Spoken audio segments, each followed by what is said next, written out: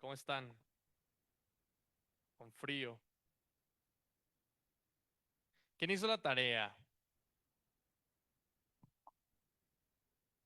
A ver, ¿quién hizo la tarea? Nadie. Ay, hermanos. Meditad en que tienen tarea.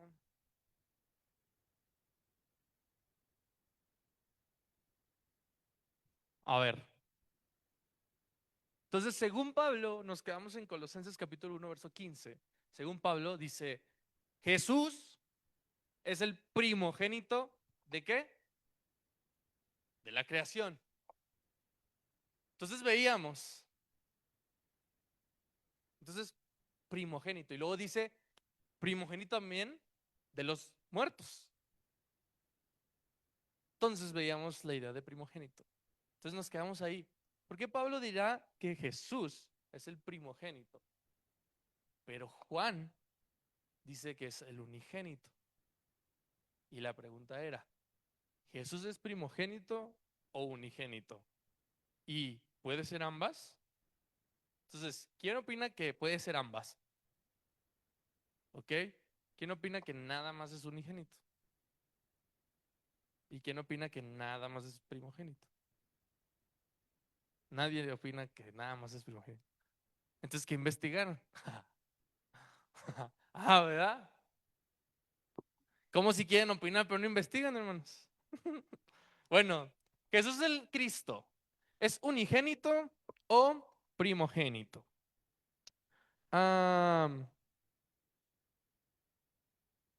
tres puntos que vamos a contestar esta tarde. A los que anotan, por favor. Vamos a ver por qué Juan no usa la palabra prototocos, que es la idea de primogénito. ¿Ok? Vamos a ver por qué él no usa esa palabra. Dos, ¿qué significan ambos sentidos, unigénito y primogénito? Monogenes y prototocos. Y tres, ¿cómo estos términos fueron centrales en el debate sobre la divinidad de quién? De Cristo. ¿Ok? ¿Hasta aquí vamos bien? ¿Los objetivos de hoy? Va, tres puntos. El primero, como introducción. El Nuevo Testamento, fíjate, usa distintos términos para hablar de Jesús.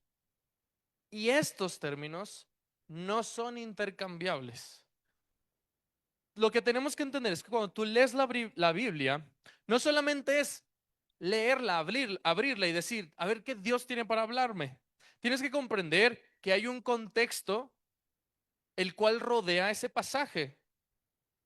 Podemos decir que hay un contexto inmediato cuando lees todo el pasaje, tanto atrás como hacia adelante.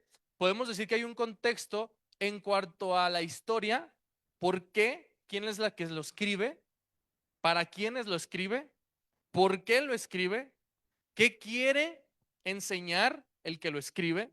Por ejemplo, basándonos mucho acerca de las cartas. Y esta carta que estamos analizando de Colosenses, lo que estamos estudiando de Colosenses, hay un por qué Pablo usa este término de primogénito, ¿ok? Eso también lo tienes que entender. Entonces, cuando tú lees tu Biblia, no es como muchas veces nos quieren presentar a esta idea, tal vez romántica, de le pedí a Dios una señal y abrí mi Biblia y ahí me puso ese versículo. Oye, pero tu Biblia la abriste donde decía traerme los diezmos al alfolí. ¿Eso qué tiene que ver con lo que tú estabas orando? No, pues no sé, pero Dios me hizo mucho sentido. El alfolí y luego yo estaba pasando esto y se parecen. Ahí le quieres encontrar un tercer pie al gato, no sé cómo le digan. Entonces empiezas a romantizar esta idea de abrir tu Biblia y curiosamente el versículo que leíste es donde Dios te habla. No, tienes que entender. Ahora, esto aplica para toda la Biblia, tanto Antiguo como Nuevo Testamento. ¿Por qué? Porque muchas prácticas de denominacionales ah, siguen el Antiguo Testamento, pero pues ahora sí que siguen lo que ellos ¿qué? Quieren. Ni siquiera es que lo crean, porque muchas cosas ni lo entienden. Lo que ellos toman a su beneficio, ¿ok? Entonces tienes que entender, La Biblia se interpreta con la propia Biblia y hay un contexto siempre en base a lo que leemos. Entonces, volviendo a esta introducción, el Nuevo Testamento cuando habla acerca de Jesús, es a lo que Pablo se refiere como esos misterios.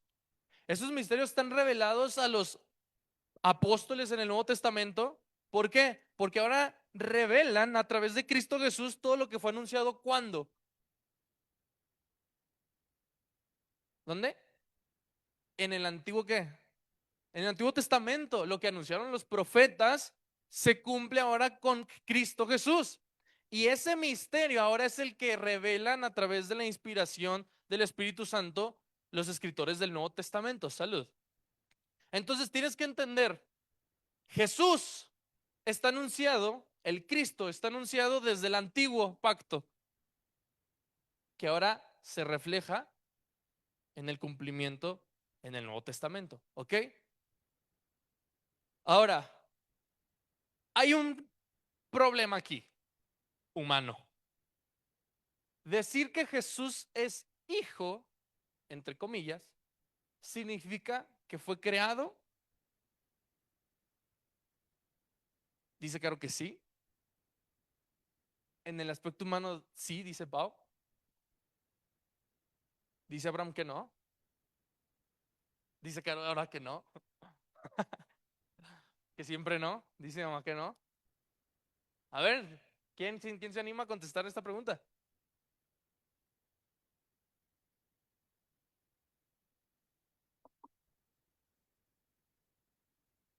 Ok.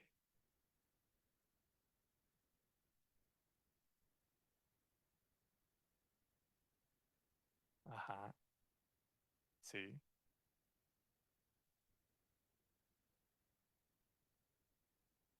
Exactamente. Decir que Jesús es hijo, decirle hijo en el sentido estricto que humanamente tú y yo comprendemos como hijo, puede crear una confusión en nosotros. ¿Sigues la línea? Porque si Pablo en su carta de Colosenses aplica este término, curiosamente estaría a favor de lo que quiere contrarrestar. ¿Y te acuerdas lo que dijimos la semana pasada? ¿O no te acuerdas nada? ¿No te acuerdas nada? ¿Qué era la corriente filosófica que quería ir en contra Pablo? Los gnósticos. ¿Y qué decían los gnósticos? Que Jesús no era completamente Dios, que Jesús solamente era una emanencia, una parte, una salida de poder de ese Dios, que Jesús no habitaba en plenitud divina. Si Pablo decía esto, les estaba dando la razón a quienes, a ellos. Por eso Pablo tiene que cuidar su vocabulario y la comprensión que da a los hermanos en Colosas para decir, espérense, les voy a explicar por qué lo que ellos están diciendo está mal. Y Cristo, Jesús, es la plenitud de Dios. Entonces, fíjate, el caso es que Juan en su evangelio nunca usa el término de primogénito. ¿Ok? Tú puedes leer todo Juan y nunca vas a encontrar esta palabra del griego prototokos. ¿Ok? En cambio, Pablo sí lo usa. Esto generó conflictos teológicos graves a través de la historia, sobre todo en el siglo IV. Y fíjate, el problema no fue ni es la Biblia, porque la Biblia se contradice, no, es inerrante, ¿ok? E infalible, son dos cosas distintas. El problema no fue ni es la Biblia, sino la manera en que se leyó y se lee todavía, ¿ok? El problema es cómo se lee, cómo la estamos leyendo. Ahora, vamos a ir con cada palabra. La idea de primogénito es en un campo semántico, o sea, es en relación a, bíblicamente hablando, que no solo indica un nacimiento primero, sino, como dijo Abraham, es en cuanto a autoridad, herencia y supremacía. Cuando tú lees el Antiguo Pacto, vas a entender que el primogénito no solamente es la idea de quien nace primero, sino ciertos atributos y ventajas que se le da a esta persona. Cuando uno lee el primogénito, es como decir el principal. ¿Ok? ¿Se entiende esa idea? Entonces, el primogénito se crea una identidad o se crea alrededor de esta palabra una idea bíblica, que es alguien que tiene autoridad, alguien que tiene una herencia y alguien que tiene una supremacía sobre otros. Tú lo puedes leer ahí, en el Antiguo Pacto, y el ejemplo que podemos poner mucho más claro es el Salmo 89:27. Dice: yo lo haré primogénito, el más excelso de los reyes. Si aplicamos este verso a David, David fue el primogénito de Isaí. Según la Biblia, no fue el primer hijo de su papá. Entonces, ¿por qué en inspiración o en revelación de Dios diría David va a ser el primogénito? Porque a través de él va a venir la descendencia de ¿quién? De Cristo. Entonces es una idea más de ¿qué? De autoridad, de supremacía, de herencia. Por lo tanto, el primogénito en este caso de David no significa que cronológicamente fue el primero que nació, sino que va a ser el primero en rango. Otro ejemplo, cuando a Abraham se le da la promesa de aquel hijo en el cual serán benditas todas las naciones, ¿quién es el primogénito? En el orden cronológico, Ismael. Sin embargo, Ismael, ¿qué? No es el que hereda, no es el de la promesa, sino lo es ¿quién? Isaac. E Isaac viene a ser el primogénito.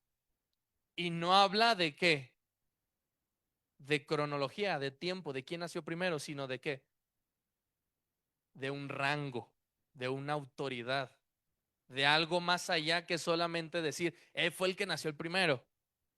¿Se entiende, hermanos? Incluso podemos leer en el Antiguo Pacto también, ¿quién perdió la primogenitura? Esaú. ¿Con quién? Con Jacob. ¿Cómo la perdió? Un, ajá, un plato sí, hay una traducción que me gusta que dice de potaje. A mí me gusta esa palabra, de potaje. Se me hace como que una sopa así de papitas, así. Me gusta esa palabra. Dice, lo vendió por por un plato de potaje. Pero sí, puede ser algún plato de comida. No le pongas ahí de que, ay, era un caldo de res, hermano. No sé, no sé. Con este frío, ojalá. Pero no sé, era un plato de comida, ¿ok? Entonces, ¿sí se entiende esta idea de la primogenitura? ¿Vamos bien? Ok. Ahora, ahí está lo del Salmo. Se me olvidó pasarlo, ¿verdad? Otra idea. En el uso cristológico. Ahora, la cristología es el estudio de la figura del Cristo, ¿ok? En el uso cristológico, Pablo en Colosenses 1:15 dice, Cristo es prototocos, o sea, primogénito, dice, de toda ¿qué? Creación, de toda creación. El significado correcto, por lo tanto, es Señor de esa creación, porque está hablando de primogenitura en cuanto a ¿qué? Rango, autoridad, supremacía, ¿ok? Por lo tanto, Cristo es el heredero de todo.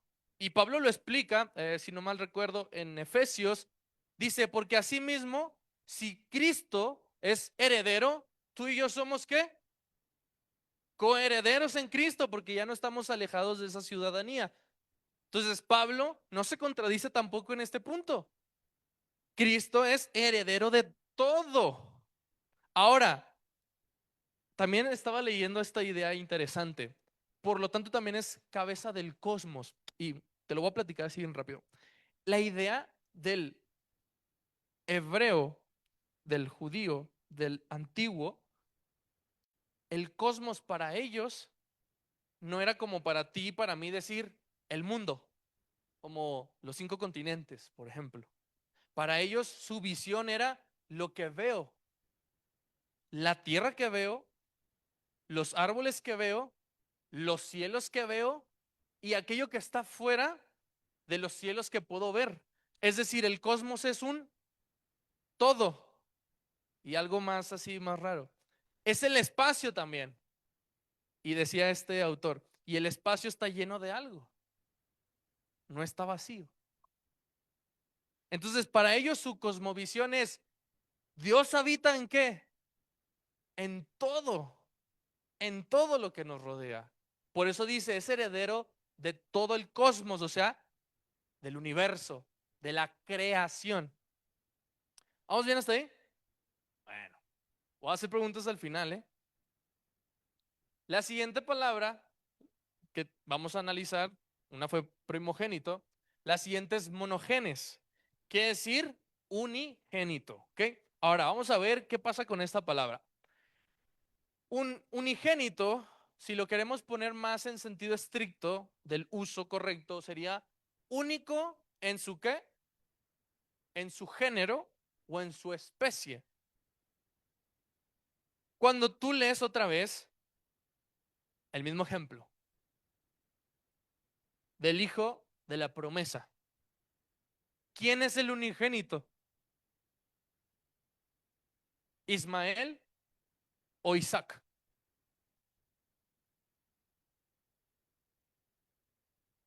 ¿Quién es el unigénito?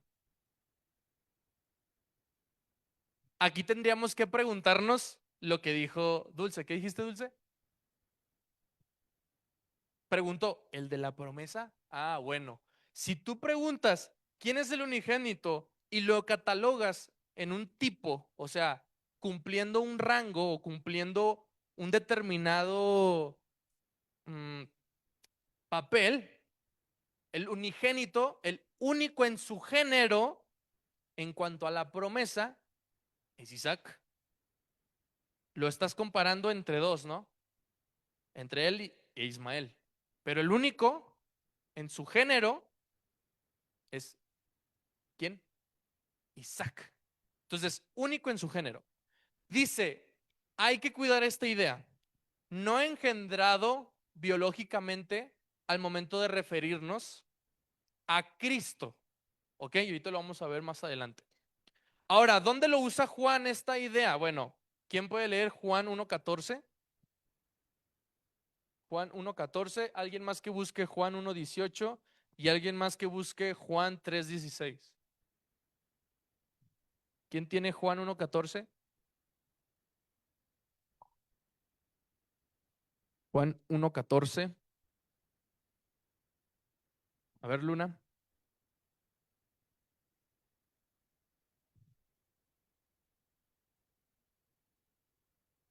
Otra vez, más lento, por favor.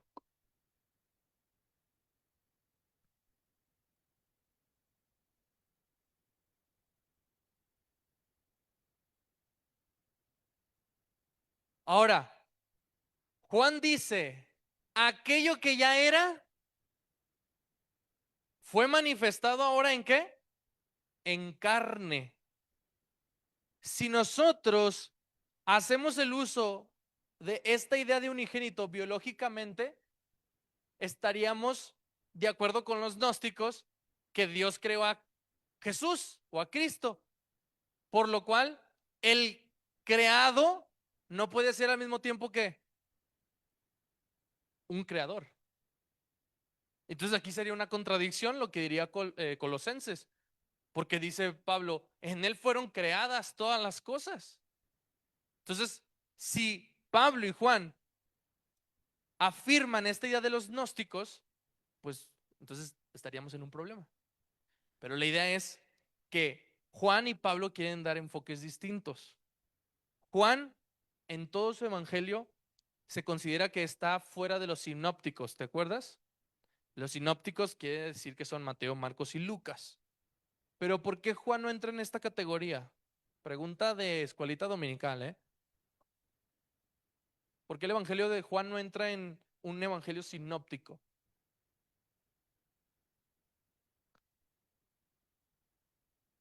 Hasta llovió, Dios se puso triste de que no supieran. Porque Juan, su idea del evangelio, su temática del evangelio, no es narrarte de tal a tal el evangelio, bueno, el ministerio de Jesús. Él no pretende narrarte lo que ya existe, lo que ya está en Mateo, lo que ya está en Marcos y lo que ya está en Lucas. Él dice, te voy a presentar a este Jesús como hijo de Dios, como Dios mismo, con la plenitud de Dios, hecho en carne. Por eso Juan no está catalogado como sinóptico, porque Juan te va a presentar a un Jesús con su divinidad. Por eso Juan pone esta palabra de hijo. ¿Por qué?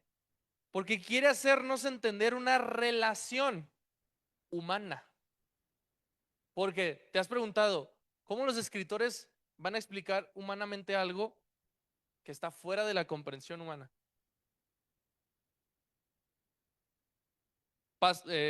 Algo así muy claro. La idea que te venden y que la gente no se da cuenta, la gente que cree en los ángeles, como ellos lo piensan, no como la Biblia lo enseña con la angelología, las personas que creen que los ángeles tenemos que rezarles y tenemos que pedirles y que quién sabe qué más hacen, entonces tienen sus estampitas, ¿qué son? Quítale las alas y ¿qué son? Son seres humanos, es una creación humana, es una representación de nosotros mismos. ¿Con qué? Cuando tú lees Ezequiel, cuando tú lees Jeremías, cuando tú lees Isaías, te vas a dar cuenta que los ángeles no son así. No hay ningún ángel de esa manera. Incluso hasta nos daría miedo verlos. A lo mejor por eso también se asustaron en el Antiguo Testamento, cuando veían cosas celestiales. Entonces vuelves un poco a la parte humana. ¿Cómo represento, cómo pongo en palabras algo que estoy viendo en una visión que me está mostrando de algo celestial? Otro ejemplo claro, ¿cómo pintan al Espíritu Santo en las iglesias? ¿Y es una paloma? No. Juan dice, como paloma. Usa una referencia literaria que es la comparación. Y entonces ahí tendríamos que estudiar por qué usa una comparación. No quiere decir que el Espíritu Santo que habita en nosotros es una paloma, tenemos una paloma aquí adentro, no.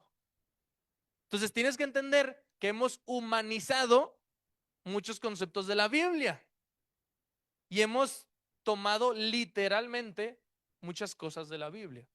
Entonces, regresando a esto, dice Juan, esto que yo les estoy presentando en mi evangelio lo voy a explicar de una manera tan tremenda desde el versículo 1. Aquello que ya existía vino a existir físicamente. Aquello que no comprendemos, que está fuera de espacio, fuera de tiempo, fuera de nuestro mundo, vino y habitó aquí. Ya desde ahí es tremendo lo que quiere explicar Juan. Ya desde ahí es muy tremendo.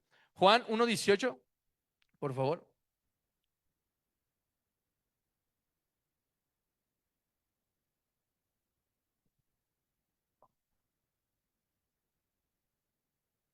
Dice, a Dios nadie le vio jamás. Pero entonces, ¿por qué Jesús en su evangelio, en su ministerio, dice, quien me ha visto a mí ha visto al Padre? ¿A poco Dios entonces el Padre tiene ojos y tiene nariz y tiene orejas? ¿Lo ha visto en qué manera? En poder. En poder lo ha visto. En atributos. ¿Cuáles?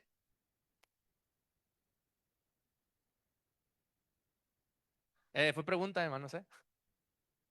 Miércoles, 5:30 de la tarde, 2026. ¿Están aquí? ¿Cuáles atributos? ¿Qué podemos observar de atributos en Cristo? Está bien fácil la pregunta, hermanos, ¿eh? ¿No podemos observar amor? Ah, pues ¿por qué no dicen amor? Compasión, paz, misericordia, ¿qué más? Bondad, mansedumbre, fuerza. Dice entonces, en mí han visto al Creador, al Padre. ¿Por qué? Génesis otra vez. Somos hechos a semejanza de aquella deidad. ¿En cuanto a qué? En cuanto a lo espiritual. Por eso Juan en sus cartas dice, Dios es amor. Y aquel que ha conocido el amor conoce a Dios. Y si no, pues somos mentirosos. Aquel que no ama no ha visto a qué, no ha visto a Dios. Entonces, Juan 3:16, no lo busques. Porque de tal manera amó, fuerte, amó al mundo. Entonces, si el Padre Dios dio a su Hijo unigénito, ¿quiere decir que Cristo es creado? ¿Sí o no? No. Juan lo que quiere darles a entender, se dio a sí mismo en su qué, dijo Abraham, en su esencia, como parte de él. Ahora, humanamente hablando, cuando tú tienes un hijo, ¿tú qué le pasas? Tu información genética. Ese hijo o hija que tienes ahora lleva tu propia esencia, lleva tu ADN. Si tienes el cabello así de puercoespín y tu hijo sale con el cabello, ¿qué dicen? Ah, sí, sí es su papá. Entonces, esa esencia habita ahora en tu hijo, en tu hija. Juan lo que quiere darnos humanamente, terrenalmente hablando, es, él es el hijo, o sea, él tiene la esencia de ese Dios, porque Cristo es en plenitud que Dios. Entonces, hasta ahorita no se ha contradicho a Pablo. Juan, pues, Juan no habla de herencia aquí. Juan no te está poniendo la idea de primogénito en poder. Juan no te está hablando de jerarquía. Juan quiere hablarte de Cristo a través de naturaleza, a través de su relación eterna, el verbo hecho carne, lo que fue, lo que era, lo que ha de ser, vivió aquí con nuestro cuerpo terrenal, con huesos, con ojos, con hambre, con sed, lloró, estuvo feliz, se enojó.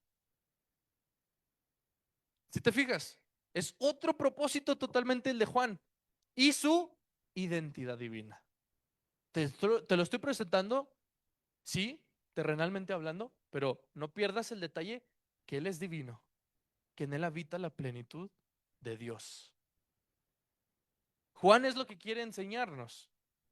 Entonces, la pregunta sería, a ver Juan, entonces, ¿por qué evitas la idea de primogénito? Bueno, porque si él dice primogénito queriendo explicar esta idea, va a interpretarse o malinterpretarse como creado. Y Juan no quiere decirte o no quiere que entiendas que Cristo fue creado. Porque si Él es creado, no puede ser creador. ¿Sí? ¿Sí te fijas la contradicción que es una y otra? Juan dice, si yo te pongo esta idea de prototocos, puede que me malentiendas al yo estarte explicando la divinidad y digas, bueno, entonces Cristo, el Jesús, fue creado, por lo tanto no habitaba desde la eternidad, por lo tanto es alguien creado como tú y como yo y como los ángeles. Pero entonces, ¿por qué los ángeles le alaban? Porque toda rodilla se doblará ante él. Ah, bueno. Entonces ahí es distinto. Por eso Juan no te quiere poner este término. Juan quiere afirmarte, hay una eternidad en él, hay una divinidad de él. Y fíjate, Por lo tanto, Él es igual que el Padre en divinidad. En divinidad. Ahora, esta idea que muchos ponen también, dicen, es que Dios o la deidad es como el agua. Es líquida, congelada y se puede hacer vapor. No, no, no. Porque eso es la misma cosa transformándose. Y la deidad no es la misma cosa transformándose. La deidad existe al mismo tiempo, todo el tiempo. ¿Por qué? ¿A quién le ora Jesús? ¿A sí mismo? No, a la deidad, al Padre. Entonces hay una deidad existiendo al mismo tiempo que Cristo, cohabitando todos juntos en algo mucho mayor que tú y yo no entendemos. ¿Te fijas? Humanamente tú le tienes que poner un nombre, un rostro y una cantidad. Pero ¿cómo explicar algo divino, hermanos? No se puede. Solamente con palabras terrenales. ¿Cómo explicaban al Dios del Antiguo Testamento? Como guerrero, como guardián, como roca, como castillo. O sea, ¿Dios es un castillo? ¿El de Chapultepec? No, te está hablando de atributos: firme, dureza, fuerte, protector. ¿Cómo te lo reafirman ahora esa parte de la deidad en el Nuevo Testamento? Con un Cristo encarnado, con amor ahora, con paz, con bondad, con misericordia. Es el mismo Dios. ¿Ok? Entonces tienes que entender eso. Si tú escuchas hablar a alguien que dice, no, es que Dios es como, la deidad es como el agua. No, dile, a ver, no. Eso está mal. Teológicamente está equivocado. ¿Ok? Porque si no, ¿a quién le reza? ¿A quién le reza? ¿A quién le ora Jesús? ¿Al Padre? Sí, porque habitan al mismo tiempo. ¿Ok? ¿Tú a quién le oras? A Dios. ¿A través de quién? De Cristo. Bueno, ya me estoy saliendo del tema, eso podría ser otra clase, ¿ok? Ahora, ¿cuál es el conflicto, pues? ¿Por qué estamos estudiando lo que dice Pablo y lo que dice Juan? En el siglo IV hay un sacerdote de Alejandría, un presbítero de Alejandría, llamado Arriano, va a crear lo que se llama postura arriana, ¿ok? Y esto nos dice que hay un error. Hubo en un tiempo en que el hijo no existía, es lo que dice él. Él dice, por lo tanto, a través de una creación, Cristo fue hecho entonces. Entonces el Cristo, esa parte de la deidad, es creada, no es totalmente divina. Arriano dice eso. Pero aquí hay un error. Cuando leemos prototocos, primogénito, en el sentido cronológico, si tú crees que Cristo es creado y por eso es primogénito del primero que fue creado de entre todos, pues estamos cometiendo un error. Porque entonces en él no habitaría la plenitud de la deidad, porque no existiría desde el principio. Y el error también es concluir pues que Cristo fue creado y que es inferior al Padre. Por lo tanto, todo el Nuevo Testamento se caería. Lo que dijo Pablo a los colosenses se caería. Pero esto también tiene consecuencias teológicas. Si Cristo es creado, no es Dios que verdadero, porque no es completamente Dios. Entonces él no tiene la potestad de perdonar pecados. Sin embargo, lo hizo. No puede salvar plenamente. Entonces el bautismo que confesamos no nos salva. Y por lo tanto no revelaría totalmente al Padre. Entonces haría a Cristo, a Jesús, mentiroso al decir que han visto al Padre a través de mí. Entonces, ¿esta postura arriana está equivocada o es correcta? Está totalmente equivocada. Sin embargo, hay religiones que sí lo enseñan así. Hay muchos que piensan que Cristo, que Jesús, no es completamente Dios. Tengo entendido que los testigos de Jehová son unos. Entonces tenemos que tener cuidado, hermanos, de lo que podríamos escuchar, de lo que podrían estar contando allá afuera, porque es totalmente una herejía. Ahora, esta postura arriana, Arrio confundió lo que decía Abraham, función con esencia. ¿Y cuál es la diferencia? Fíjate, yo tengo un cuchillo. ¿Tengo un qué? ¿Cuál es su función? Cortar fruta, pelar alguna papa, cortar esa etiqueta que no he podido cortar y no he podido comerme mi pollito porque está amarrado La función es cortar. Lo que sea que tú cortes, pero si cortas frutas y pelas papas y cortas un pedazo de tela, sigue siendo un cuchillo, ¿cierto o no? Entonces la esencia no cambia. La esencia es el cuchillo, siempre es cuchillo, pero su función ¿qué? Sí cambia. Bueno, entonces, fíjate, la esencia es el corazón o una naturaleza íntima. ¿Y te acuerdas qué quiere decirte Juan? Su naturaleza. ¿De quién? Del Cristo. Mientras que la función es la manifestación, o sea, la realidad práctica de esa naturaleza. Es decir, cuando yo tengo un reloj, sigue siendo un reloj por su esencia. Tiene granajes, tiene manecillas, incluso si su función, dar la hora, falla momentáneamente. Si un reloj se para, deja de ser reloj. No, su esencia sigue siendo la misma. Su función ya no, pero su esencia sigue la misma. Entonces, este arriano confundió esencia con ¿qué? Con función. Y aquí está la respuesta teológica que surge a través de Nicea, es que crear es producir algo distinto.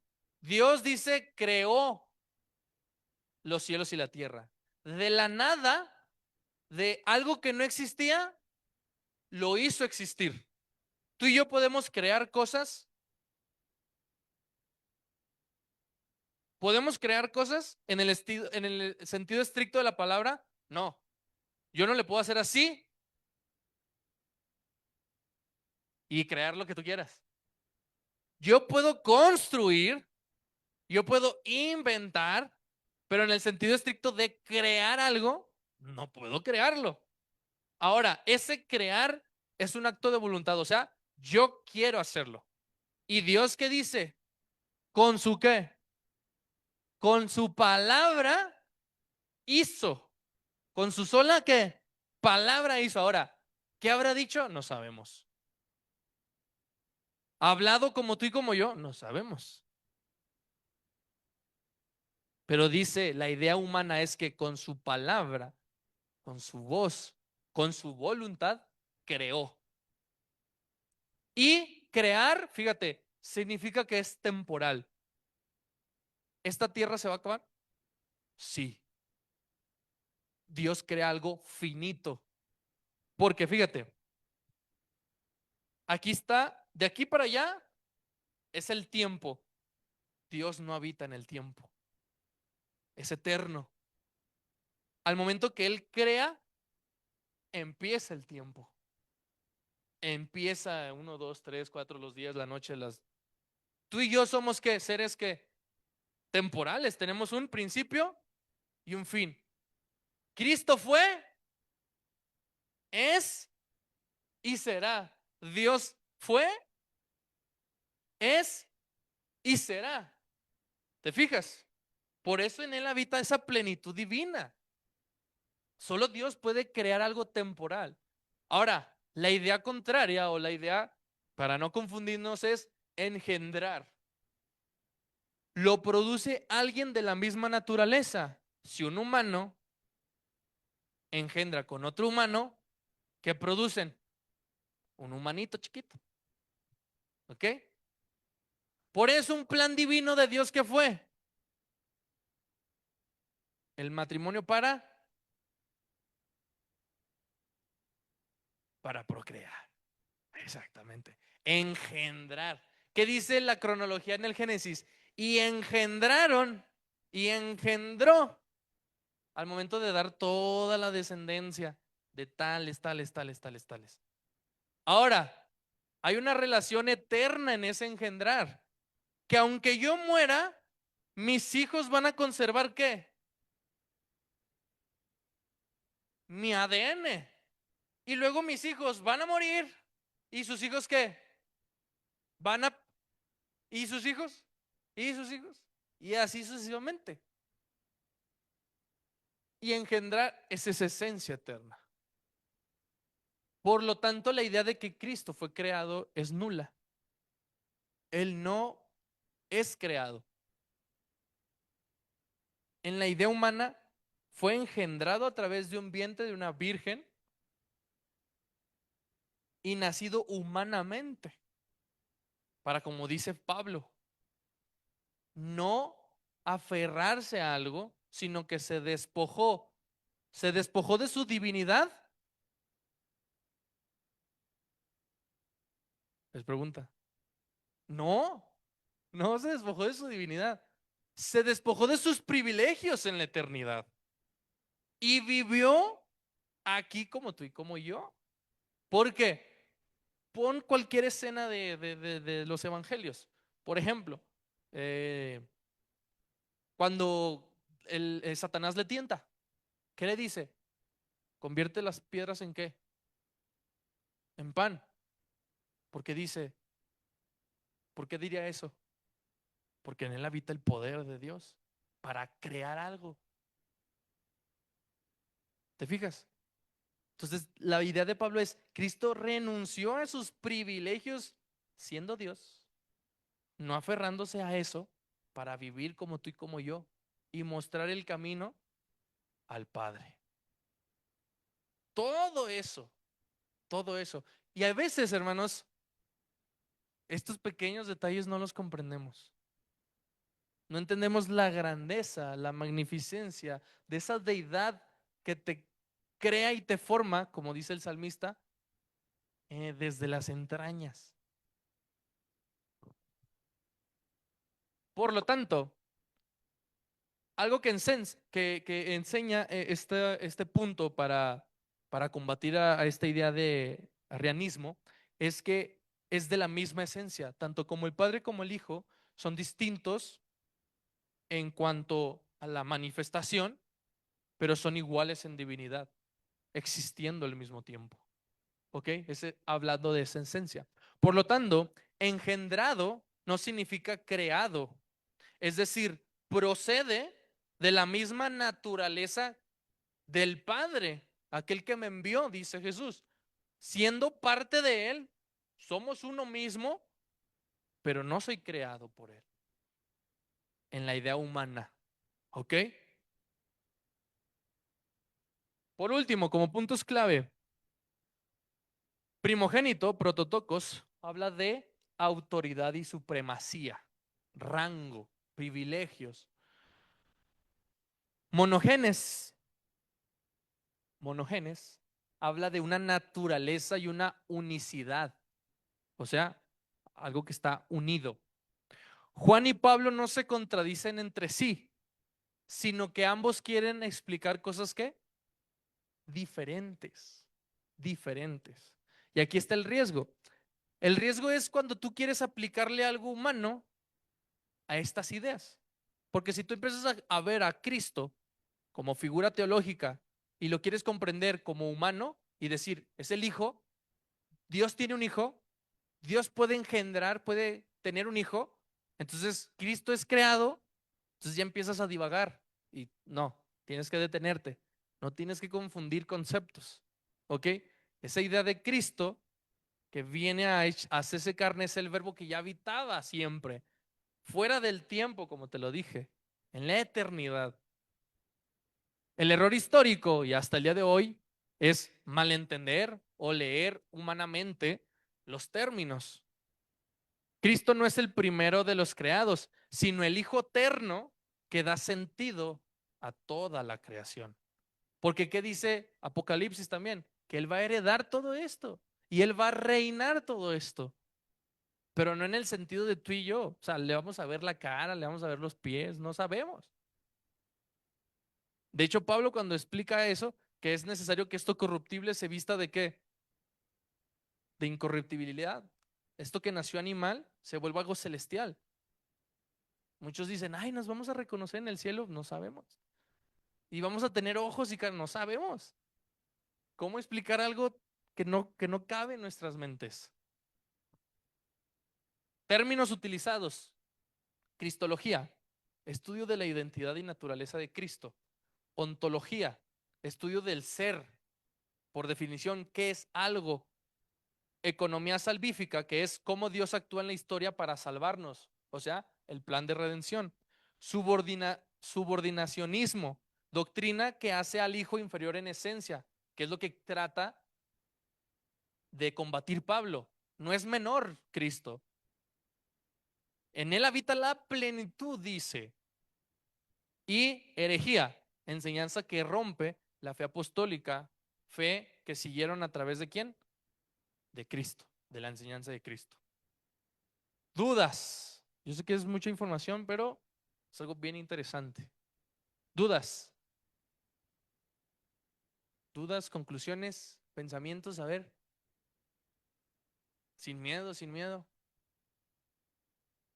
Raúl, nadie. Pau. Pau todo el tiempo estuvo, sí, sí, sí. Que- Yo me guié por Pau, dije, si Pau está diciendo que sí, todos estamos entendiendo. Pau va dictando el ritmo de la clase. Ella nomás decía que sí, sí, cierto, y yo veía su seguridad en su cara. Entonces, quiere decir que todos entendimos esto. Entonces, ¿Cristo puede ser unigénito y primogénito al mismo tiempo?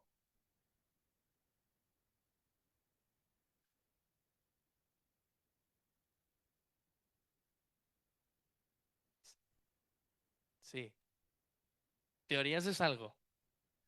Pero en cuanto a la teología, no podría ser. ¿Por qué? Porque al decir unigénito quiere decir que está creado. Por eso dice Pablo, es primogénito. En el sentido estricto de la palabra, Cristo es primogénito. En el sentido biológico de la palabra, Cristo no es unigénito. ¿Te fijas la diferencia? Para eso fue toda la clase, hermanos. Para entender que Pablo lo está explicando en el orden de jerarquía, de rango, no de la forma de creación. Porque si Pablo dice es unigénito, como dice Juan, que ya entendimos que Juan es aparte, Juan quiere darte otra idea, no lo pongas en tu mente. Si Pablo usa unigénito, le da la razón a quienes, a los gnósticos, diciendo que Cristo es creado. Y ya vimos que Cristo no es, sino el mismo creador. ¿Ok? Entonces, primogénito. ¿Ok? O la doy desde el principio, a ver. Bueno, sigan leyendo Colosenses, hermanos, ¿ok? Vamos a seguir estudiando Colosenses. Luna.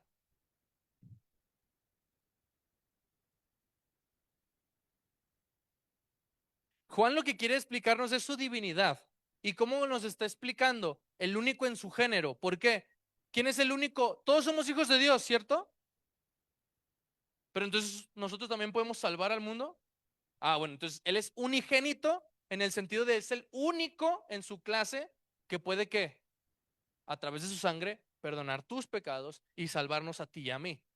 Por eso Juan sale de los evangelios. Juan es una enseñanza teológica tremenda. Y Pablo no está queriendo interponerse a eso. Te está diciendo, ok, es primogénito en este sentido de jerarquía, de herencia, de autoridad, de rango. Sin embargo, no puede ser unigénito en el sentido biológico al mismo tiempo porque no es creado. ¿Ok? Dios no lo creó, ya existía desde siempre. Ajá, esa es la idea. ¿Sí? Ya me hicieron dudar, ¿eh? Bueno, yo vi que Pau dijo que sí, ahí pregúntenle a Pau. ¿Listo? Dios les bendiga, hermanos.